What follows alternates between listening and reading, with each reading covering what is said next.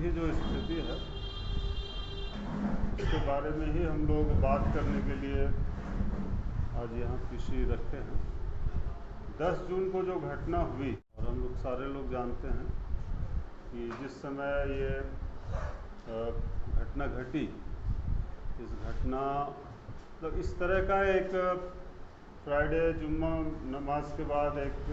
आक्रोश है लोगों में, लोग प्रोटेस्ट कर सकते हैं। इसके खिलाफ इस तरह का एक गोलबंदी हो सकती है, ये जानकारी सोशल मीडिया के जरिए तमाम अधिकारियों को होगी, सरकार को होगी। इसके बावजूद बहुत कम इंतजामात थे।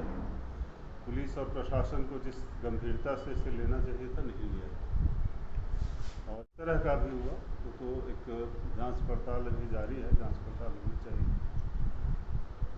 उसके बाद जो जिस तरह लोग यहाँ पे हिंसा हुई और ख़ास करके पुलिस की गोली से मारे गए लोग, 2 यहाँ नौजवान मारे गए, इसके प्रति हम तमाम लोगों को दुख है, पार्टी की ओर से दुख व्यक्त करते हैं। दूसरे तरीके से इस घटना को काबू किया जा सकता है। घटना को काबू करने के नाम पे लोगों को मारना कोई सही तरीका नहीं है। हवाई फायरिंग हो सकती थी और भी बहुत कुछ हो सकता था जिससे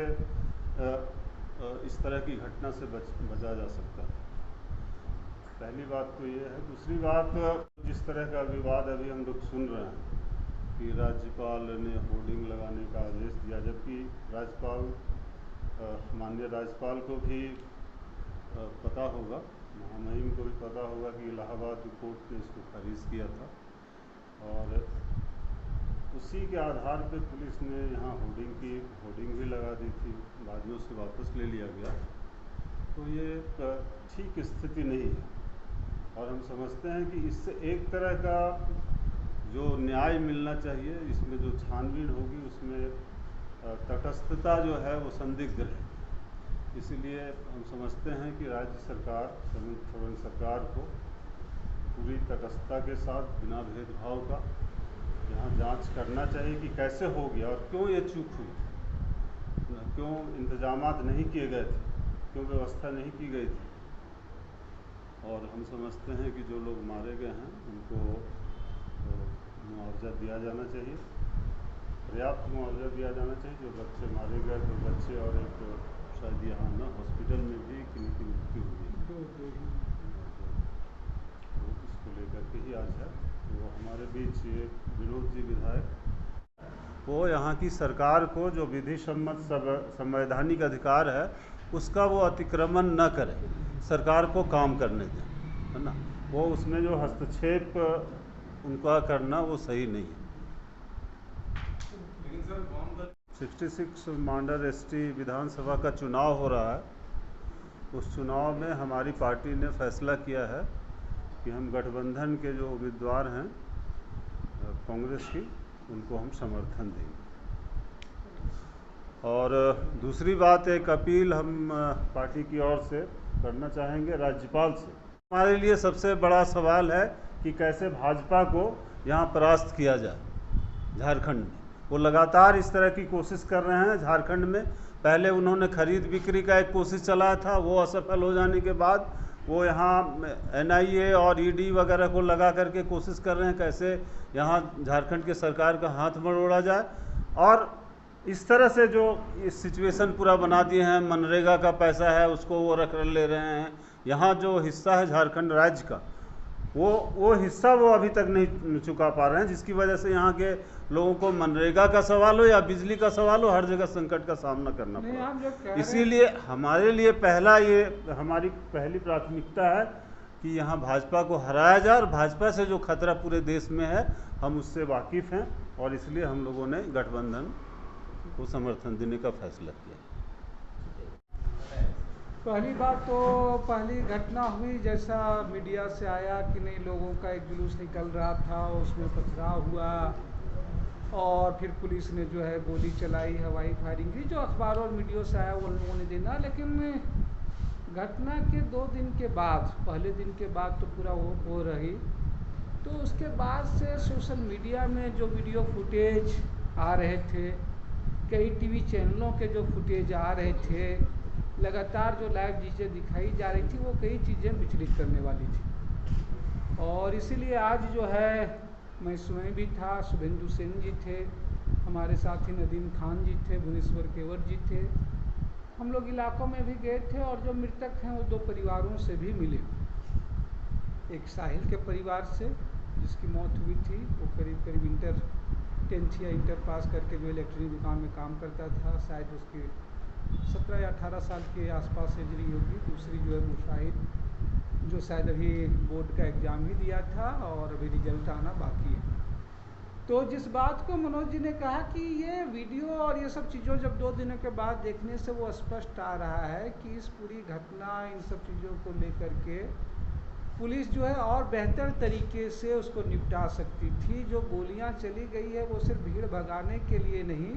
जो देख रहे हैं फुटेज में कि भाई चलिए 1-2 लोगों की जान चली भी जाए, 1-2 लोगों को है, तो गोली उस रूप से चलाई गई है। तो यही इम्पोर्टेंट हो जाती है। कोई क्रिमिनल हो, कोई अपराधी हो, कोई चीज़ें हो, किसी इशू को लेकर के कोई पब्लिक, कोई नागरिक, कभी कोई समूह, कभी कोई ये लोग, कभी किसी सवाल को लेकर के लोग सड़कों पे उतरते हैं।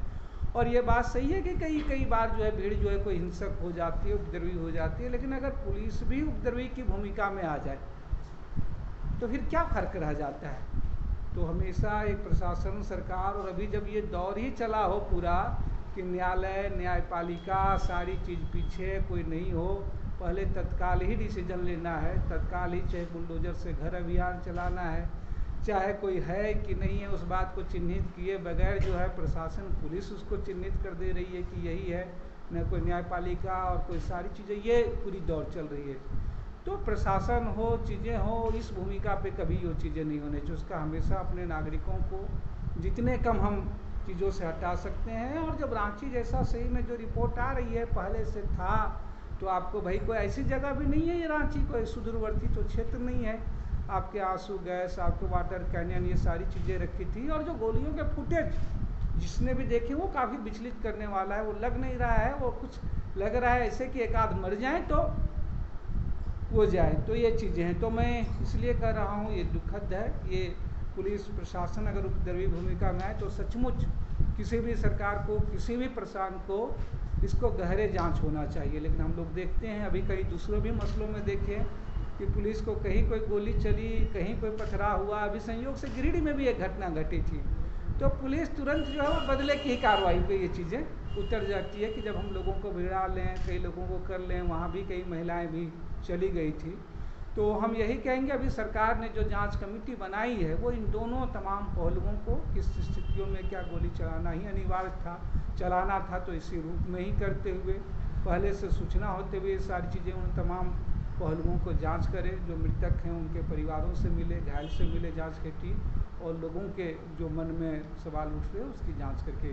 रिपोर्ट हो। और हमेशा चाहे ये घटना हो, आगे घटना हो, पुलिस और प्रशासन एक उपद्रवी की भूमिका में नहीं हो सकती है। उनका काम है अपने नागरिकों के लिए, अपनी चीज़ों में यही उनकी ड्यूटी है। जितने कम नुकसान से, जितनी चीज़ों से अगर कोई बहुत मजबूरी हो जाए तो शांति विधि व्यवस्था बने, और अभी दोनों पक्ष ये बनाए रखें व्यवस्था, लोगों के अंदर ये डर और भय का माहौल खत्म हो। हम ये बताया ही हमारे उस पर कहीं से कोई भी सामान्य आदमी को ये चीज़ें, अगर वो तस्वीर पहले दिन तो ऐसे लोगों को लग रही थी चीज़ें, लेकिन धीरे धीरे जो मीडिया से ही फुटेज आए हैं, जो सोशल मीडिया से चीज़ें आए हैं, वो बहुत स्पष्ट करती है, वो बहुत साफ करती बताती है कि तमाम और छोड़ी हो चीज़ की, लेकिन लोगों की जो जाने गई, जो गोलियां लगातार चली, या जिन लोगों को भी लगी हैं गोलियां, आप देखिएगा एक के कमर में लगी है, एक के सर पे लगी है, एक के जो है कंधे पे लगी हुई है। वो लग रहा है वो कोई भीड़ को सिर्फ तितर बितर करने के लिए नहीं, कोई ये चीज़ें नहीं है। कोई ऐसी अभी तक इतना फुटेज भी नहीं देख रहे हैं कि कोई पुलिस का प्रदर्शनकारी ही घेरा गया हो और चारों तरफ उसने बाध्य होकर के गोली चलाई, उसकी जान की आफत आ गई हो, बल्कि तो उल्टे ही एक आध देखे हैं। अब वो जो भी है वीडियो की है जांच कमेटी की सत्यता, एक लड़के की जो है वो रो रहा है पुलिस करे, तो फिर भी सड़क पे ला करके पुलिस उसको पीटती है और फिर उसको ये करती है। एक वीडियो बल्कि उल्टा ही देख रहे हैं। क्या भी सत्यता है वो जो जांच कमेटी है कि कोई पुलिस वाला जो है वो घेरे में चले आ गया था, 2 लड़के आकर के उसको बाहर निकालते हैं। तो जो भी फुटेज, जो चीज़ें आ रही हैं, इन सारे पहलुओं से जो है जांच कमेटी को जांच करनी चाहिए। बात है पहली बात तो उसके संदर्भ में वो तो काफ़ी है, हम ये छोड़ दीजिए क्या मामला हुआ नहीं हुआ, वो तो खैर सुप्रीम कोर्ट का भी है, न्याय है, लेकिन हमने कहा है कि अभी ये त्वरित न्याय का देश है। लेकिन अगर आप कोई एक डिसीजन ले रहे हैं, वो क्या कर रहे हैं, अगर आप एसपी हैं, इससे तो यही पता चल रहा है क्या सही था क्या गलत था वो बात की। इससे तो यही पता चल रहा है कि एसएसपी जो है रांची ने अपने रांची में होते हुए भी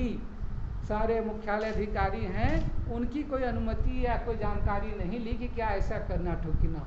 तो आप जिस भी व्यवस्था में रहें, जिस प्रशासन में रहें, अगर आप अपने ही ऊपर के प्रशासनिक अधिकारियों से राय नहीं ले रहे तो घोर अनुशासनहीनता है। वो क्या है वो तो बात छोड़ दीजिए आप, तब आप सोच लीजिए। जब इस एक मसले पर जिसमें कोई हड़बड़ी नहीं थी उस पर आप राय और विचार विमर्श नहीं ले सकते हैं, तो यहाँ क्या भूमिका रही होगी हम अंदाजा ही लगा सकते हैं।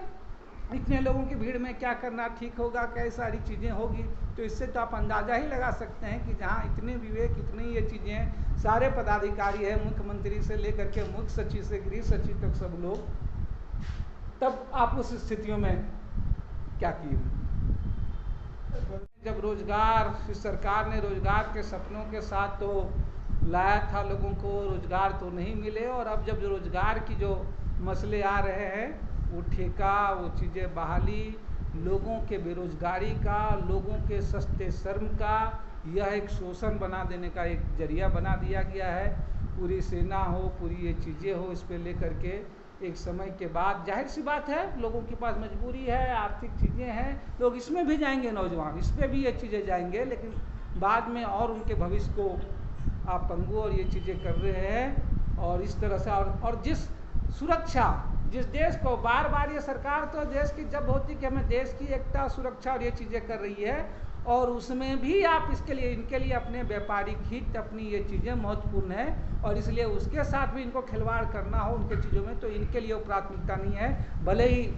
देश के आम जुआ तमाम लोग सुरक्षा और देश के प्रेम के नाम पर इनकी जान चली जाए, वो आपने देखा कि सेना के एक्सपर्ट भी लोग, सचमुच कोई युद्ध है ऐसी, जो हम तो नहीं कहते हैं कि कोई युद्ध की स्थितियां ना आए किसी देश में, अनावश्यक खर्च चीज़ में, लेकिन अगर सचमुच कोई ऐसी चीज़ें आ रही हैं कि लोग कहते हैं कि भाई 4 या 5 साल में तो पहले हार्ड ट्रेनिंग ही होती है, आप 6 महीने में तैयारी करके युद्ध के मैदान में आप लोगों को भेज देना चाहते हैं, तो आप किस तरह की ट्रेनिंग कर सकते हो। और वह भी सेना में,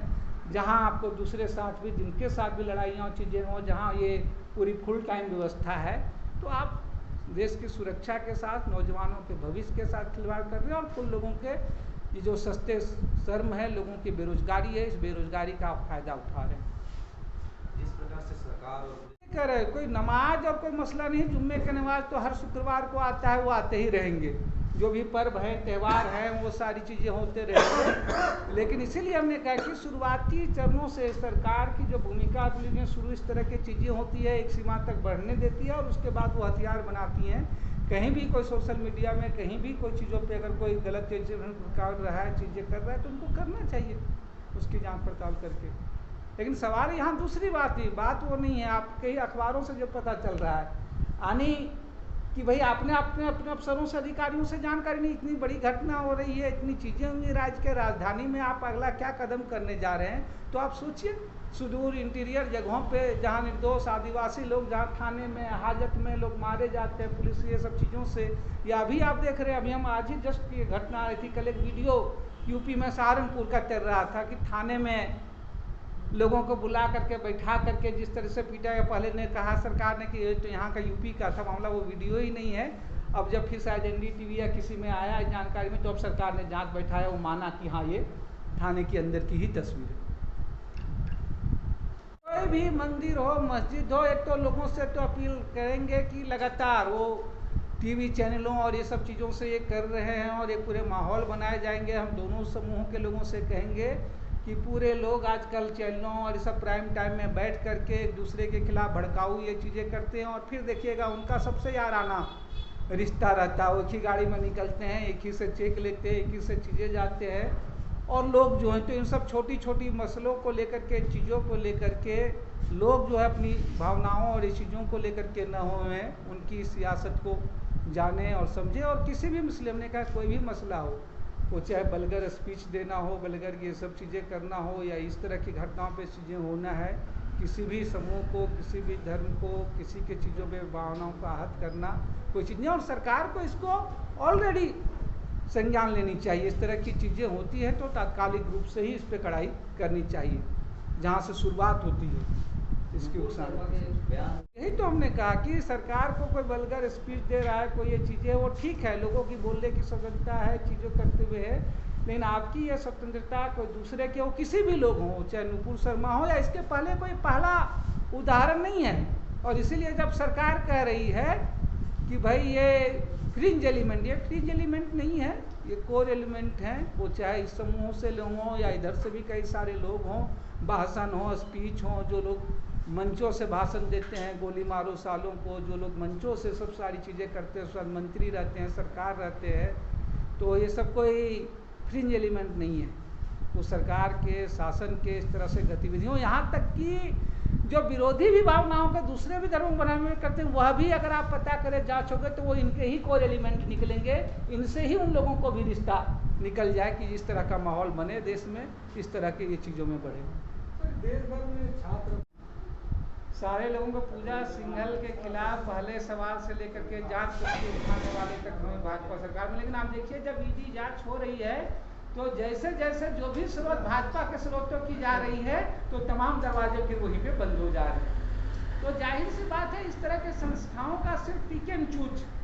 हो रहा है। नहीं तो पिछले 15 सालों से, मैं ये नहीं कह रहा हूँ मैंने किसी को कोई सर्टिफिकेट और कोई ये चीज़ें में जा रहा हूँ कि कोई करप्ट नहीं है, कोई ये चीज़ें नहीं है, बिल्कुल होंगे,